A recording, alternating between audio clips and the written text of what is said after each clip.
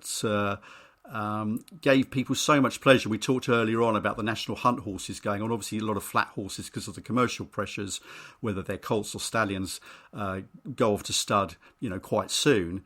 He was an owner breeder who probably had as big an influence on the racing industry in terms of breeding that there has been for many, many years, and will certainly leave a lasting legacy. But a very sporting owner. And, he's one of those big owner breeders who actually barely bought a yearling. I think he started off buying yearlings when he first got involved. I think his first interest in racing was going to Paris, probably Longchamp, in 1956, and he got the bug there, and he decided then that actually further down the line he'd like to set up a big breeding empire, which is Juddmonte Farms.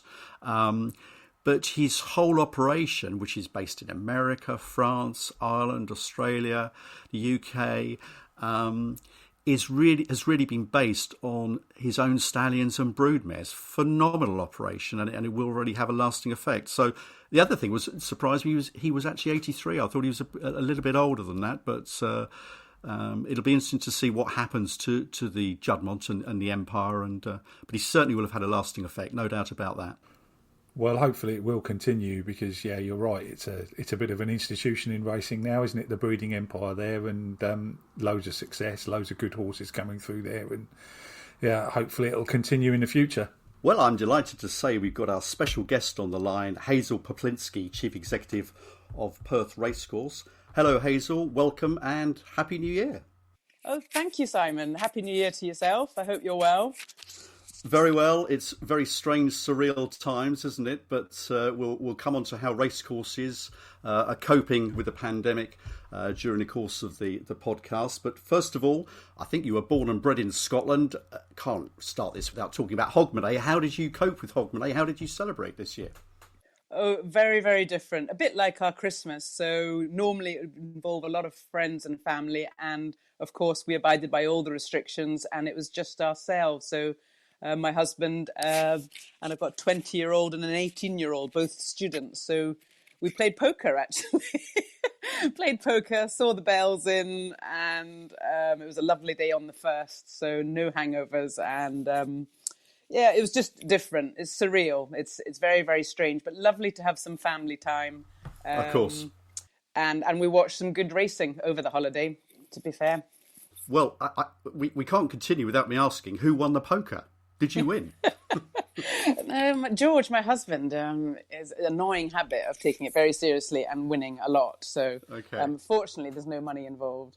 Now, you've been Chief Executive of Perth Racecourse, which is our most northerly racecourse in the UK and an independent racecourse. But how did you actually get into racing in the first place? And I got into horse racing by a very circuitous route after working in television in quiz programmes, so very left field. What's your story, Hazel? How did you get into racing and become Chief Executive of Perth Racecourse?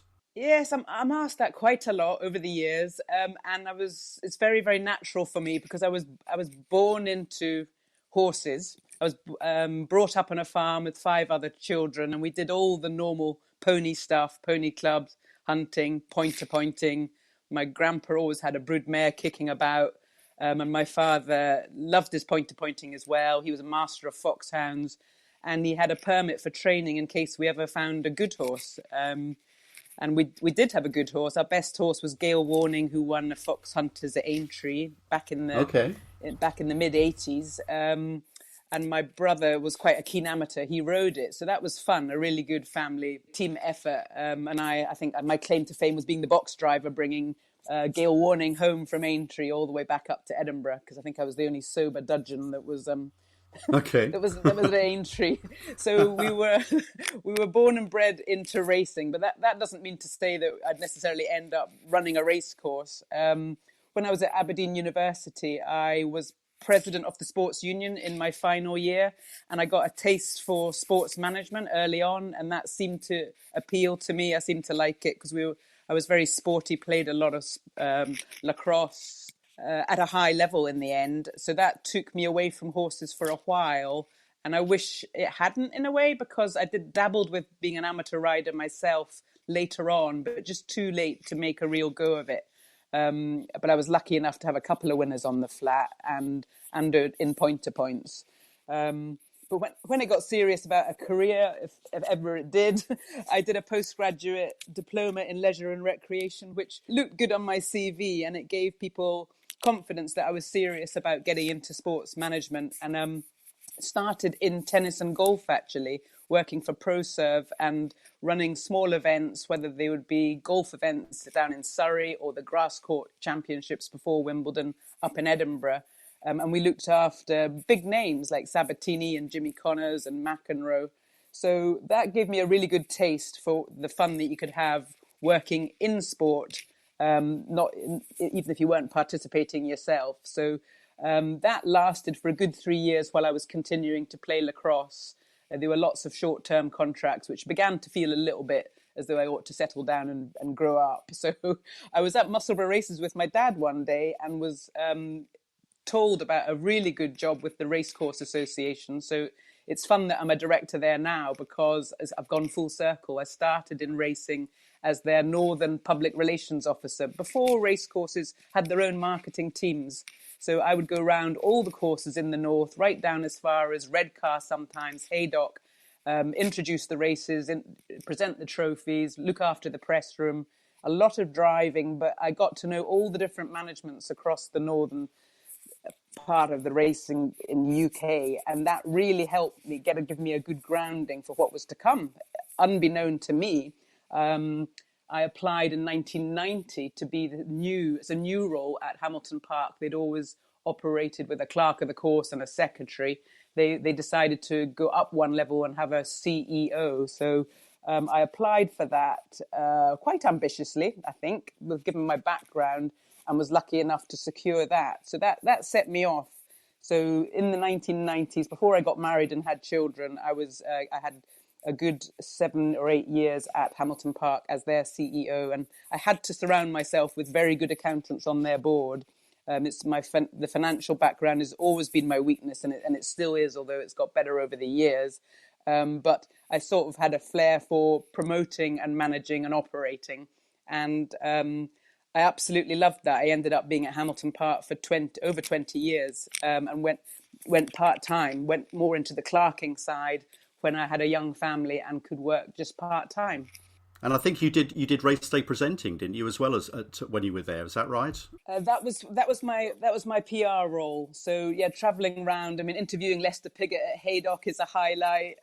We had some really fun times. The press room back then was just absolutely great, full of characters, and it's like a travelling circus, as you know, on a race course. So they were great times. Looking back, and it all got a wee bit more serious when you start actually running a race course. But when Sam Mooreshead, my predecessor, rang me and said, "Would you like to keep it in the family and be my successor?" I only had to think for half a second. I can remember where I was at the time he asked me, and I thought, "Wow, that."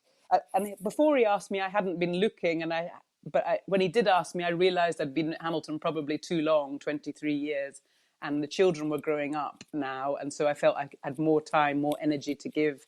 And Perth, being National Hunt, always my true love, going back to my point-to-pointing, hunter chasing type days. It was just something I could not let go. So I've been there for the last 6 years, and it's been great fun. It's a fantastic culture up at Perth, and it's been a move I was pleased I was brave enough to take. That's lovely. A very impressive CV. You've done a whole range of things. Do you actually find having a horsey background that gives you a bit more of an edge? Because I know when I started selling shares in racehorses, I learnt to ride. Some of the other guys, the salespeople, didn't. And I always felt it gave me just a little bit more of a real passion and an edge and a credibility, if you like. Do you think that helps? I think the credibility was the word I was searching for before you said it. And it gives you a confidence because there's an awful lot to learn, isn't there, in racing? And if you've just got that basic background of the terminology that people have to get over, and you know where people are coming from because the horsemen are the main customers and you understand where they're coming from. So I think you have an appreciation of the whole thing. And because for me, I've never looked for a job or applied for a job that I didn't really, really want. And I think that's a very good message to give to anyone young sending out, that you should only really go for a job you want. Because I think looking back, not meaning to be boastful, but I've never been turned down for a job because I've only gone for ones I've really wanted to do. And that comes across well. And and it stands you in good stead because you've got an absolute passion for it. I was about to say that we spend, a large part of our life, don't we, working. And I'm fortunate enough, and so is Phil Boyle. If you can have a job where you really are passionate, enjoy it, it just makes it so much more pleasurable. And I think you probably give more, don't you? Yeah, totally. You get out of, I mean, now it's a vocation. You don't think of anything else. Yes, you have time off. It's nice to do other things. I'm a keen golfer, which takes a lot of time to fit in. If you don't really have that passion, I don't think running a racecourse would be for you. Now, you've been running Perth Racecourse since 2016. Now, Perth, I think, is fairly unusual, and it only races for 6 months of the year. It's a national hunt course, but it doesn't race in the winter. Tell me, why is that, Hazel?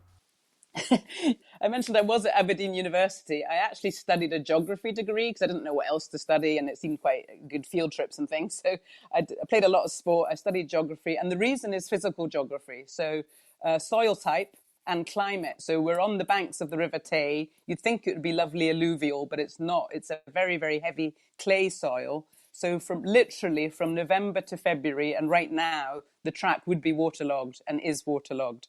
So it's just too heavy for winter racing. And before Perth became a successful summer jumps track with 15 fixtures, April to September, it would survive on about 7 or 8 fixtures in the spring and the autumn. So that was when the track was dry enough to race without being bottomless and not too firm before irrigation was ever invented. So that's what, and it was a very, very social race course. The Perth Hunt Club is who organises it, runs it, and they would have their hunt balls and everything else around their race fixtures. So September was a very social occasion in Perthshire. Well, there you go. You see, your geography degree has come into use with that brilliant explanation as to why Perth races from April to September. Thank you.